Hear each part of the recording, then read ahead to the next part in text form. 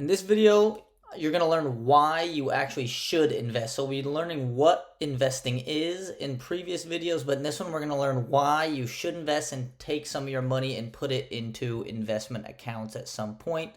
And hint, it has to do with putting your future self in a better financial area. So why you should invest. Let's go over some reasons right here. And the first and most important is because you set yourself up for a better financial future.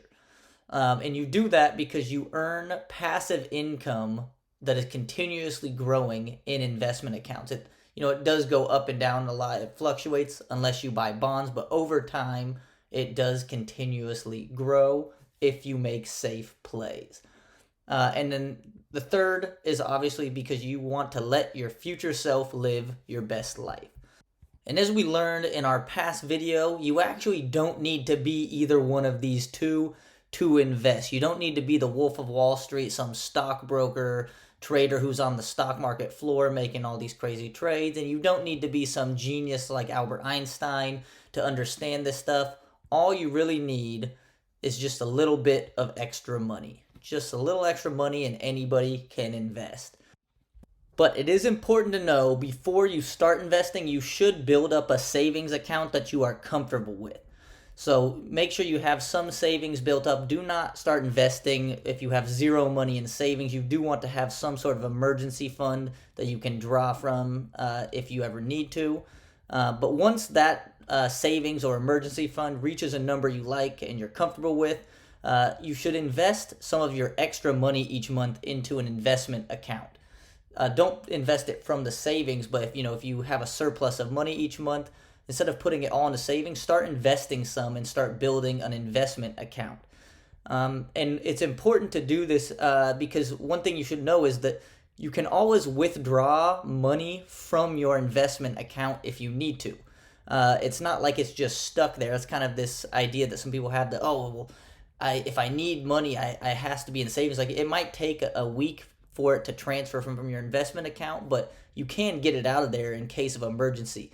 So I think instead of thinking of an investment account as some sort of scary thing that's risky, how you really should view it is as a second savings account, but it grows. A second savings that actually is growing versus just sitting there.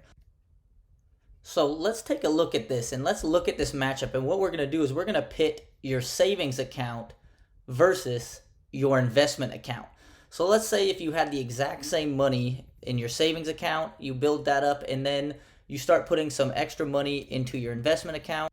And what we're going to do is, so it's the exact same money in both of these. And what we're going to do is we're going to look at each account 10 years later. And this is with no additions. Like you're not putting any extra money into them. We're just going to flash forward 10 years and see where they're both at and see who wins.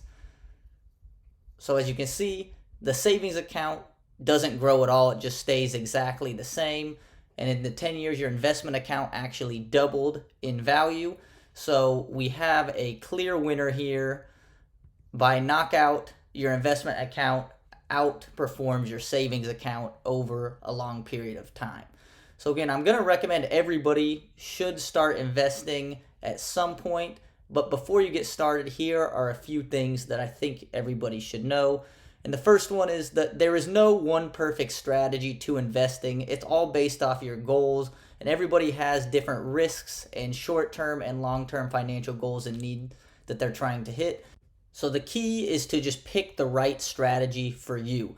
For instance, if you're very low risk and you just don't want to lose money, just buy government bonds and you still get guaranteed 2% year in, year out from government bonds, and that will always outperform a savings account that gets essentially 0% gain year over year.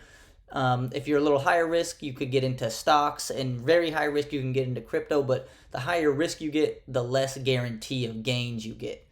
Second thing you need to know is that you actually need to be 18 years old legally to open a brokerage or investing account.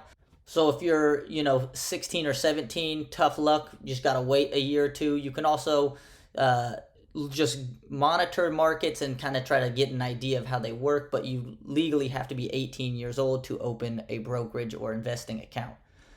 Third thing that you should know is it's better to start investing when you are younger because of compound interest. And compound interest really is an amazing thing that we're going to learn about in one of the next videos. So that's the main reason you should start investing when you're younger. But the second real good reason to invest when you're younger is because you can also learn from your mistakes and you can just build a better understanding of how investing works. And it's better to make those mistakes when you're younger, so it's not going to really hurt you as much than when you're older and you have a lot more responsibility at your hand. So thanks for watching the video. Hope this helped. And as always, have a nice day.